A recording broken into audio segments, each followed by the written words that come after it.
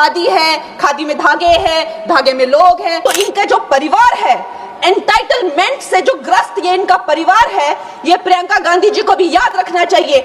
EVMs hack नहीं करते हैं प्रधानमंत्री, प्रधानमंत्री लोगों के दिलों को हैक करते हैं। अध्यक्ष महोदय जी, मैं आपकी बहुत धन्यवादी हूं कि आपने मुझे चुनावी सुधारों पर बोलने का मौका दिया है, खासकर इसलिए क्योंकि मैं एक नई सांसद हूं, मुझे दूसरों का नहीं पता उनका कैसा अनुभव रहा, लेकिन पिछला ये 1 साल मेरे लिए खासकर विपक्ष से रिलेटेड जो है बहुत ही ज्यादा चिंताजनक रहा है। एक तरह से ट्रॉमेटिक मैं इसे कह सकती हूँ।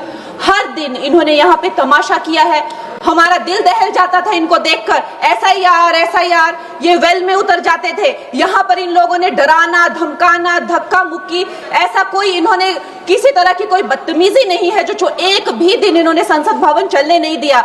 हम जनता के प्रतिनिधि हैं, हम यहाँ पर उनकी आवाज लेकर आते हैं, हम कुछ सीखने आते हैं, हम नए सांसद हैं।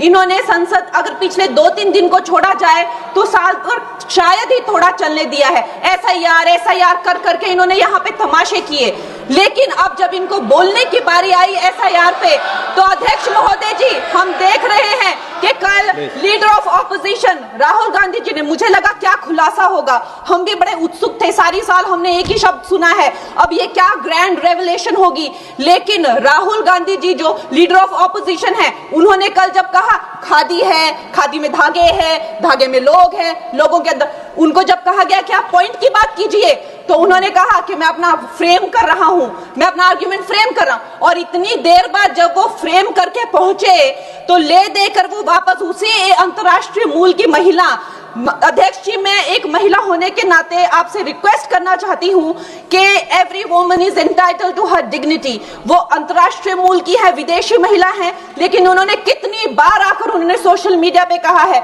कि मैं कभी भारत नहीं गई हूं, मेरा हरियाणा चुनाव से कुछ लेना देना नहीं है। लेकिन फिर भी ये लोगों ने बिना किसी ठोस सबूत के उनका यहाँ पे फोटो बना के उन्होंने उनको उछाला, यहाँ पे उनकी तस्वीर उछाली यहाँ पर और यहाँ पर प्लेक कार्ड यूज करना भी अलाउ नहीं है। इन्होंने फिर भी नियमों का उल्लंघन किया।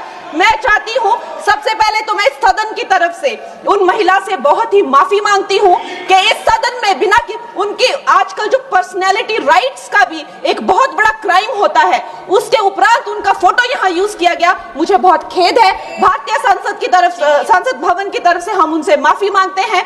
और ये देखिए महिलाओं का हमेशा ये अपमान करते हैं, लेकिन हमारे प्रधानमंत्री चाहे बेटी बचाओ बेटी पढ़ाओ हो, महिलाओं को शौचालय देने से लेकर, महिलाओं को गैस देने से लेकर, महिलाओं को जो है वो छात्रवृत्ति, न जाने कितनी ऐसी योजनाएं हैं। कांग्रेस वालों शायद तुम लोग ये समझ नहीं पा रहे हो, ईवीएम्स हैक नहीं करते हैं प्रधानमंत्री, प्रधानमंत्री लोगों के दिलों को हैक करते हैं। और ये लोग दुहाई देते हैं, ये लोग दुहाई देते हैं कि वो जो पुराने जमाने के दकियानूसी, वो जो चिट कागज पे लिखकर जो मतदान होता था वो सबसे अच्छा था। ये लोग भूल गए वो दिन, आप लोग भूल गए वो दिन। इंदिरा गांधी वर्सेस राजनारायण का केस, उसको जो है इतिहास में the case that shook the nation के नाम से जाना जाता है। उस पर मैंने एक फिल्म भी बनाई हुई है। वोट चोरी और वोटों की धांधली के लिए एक प्रधानमंत्री पे एक साधारण से नेता ने केस किया था और उस धांधली में वो पकड़ी गई थी। हर उनका जो आरोप है उसमें सच सिद्ध किया गया था और रातों रात उनको कुर्सी छोड़ने के लिए कहा गया था और रातों रात जो है उनको ये आदेश दिया गया था कि आगे इतने सालों तक आप कभी जो है वो चुनाव लड़ नहीं सकते। ये धांधलियां इन्होंने करी हुई हैं और ये जो है उस टाइम के बैलेट बॉक्सों को उठाकर ले जाते थे ये लोग, और आज कहते हैं कि इनको ईवीएम्स जो है वो हैक हो जाते हैं। अध्यक्ष महोदय जी, मैं इनको याद दिलाना चाहती हूँ, प्रियंका गांधी जी कहती हैं कि छोड़ो पुरानी बातें, हम पुरानी बातें नहीं करेंगे, हम पुराने लोगों के बारे में नहीं बोलेंगे। तो मैं ये जानना चाहती हूँ कि आपकी जो माता जी हैं वो तो आपकी अध्यक्ष है और इस वक्त की वो अध्यक्ष है, उनकी जो है आप देखिए जब उनकी नागरिकता नहीं थी, जब उनके पास 1983 में नागरिकता आई, उसके कितने साल पहले से वो वोट देती आ रही हैं। तो ये जो इनका जो परिवार है, एंटाइटलमेंट से जो ग्रस्त ये इनका परिवार है, ये प्रियंका गांधी जी को भी याद रखना चाहिए। चाहे आपका भूतकाल हो, चाहे आपका वर्तमान हो, आप सब लोग, चाहे ईवीएम हो या चाहे कागज पे लिखा हो, जब आप लोगों के चरित्र में जो है किसी तरह की मर्यादा नहीं है, आप लोगों ने कभी भी इस देश का, यहाँ की कानून व्यवस्था का, संविधान का कभी आप लोगों ने सम्मान नहीं किया हुआ है।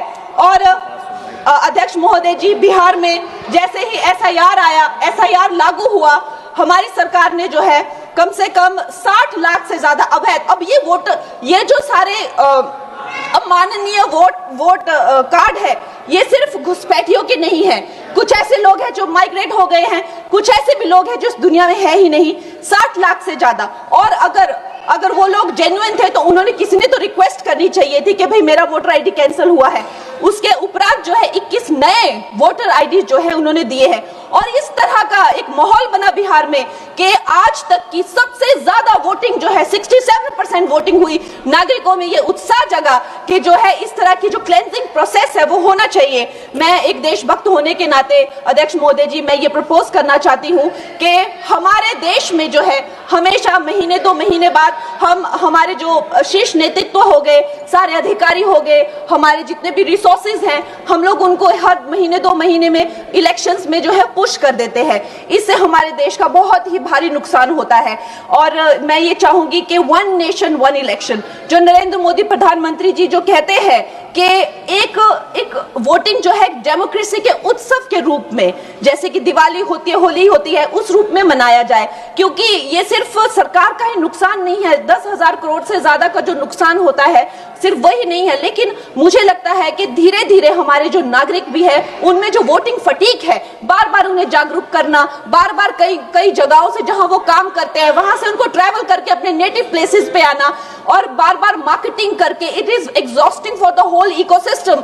तो मैं ये प्रपोज करना चाहती हूँ कि 1 नेशन 1 इलेक्शन को लाया जाए। और ये जो भी हमें जिस तरह की जो असुविधा होती है हर महीने 2 महीने में इलेक्शंस की, उससे जो है हम बच सकते हैं। जय हिंद।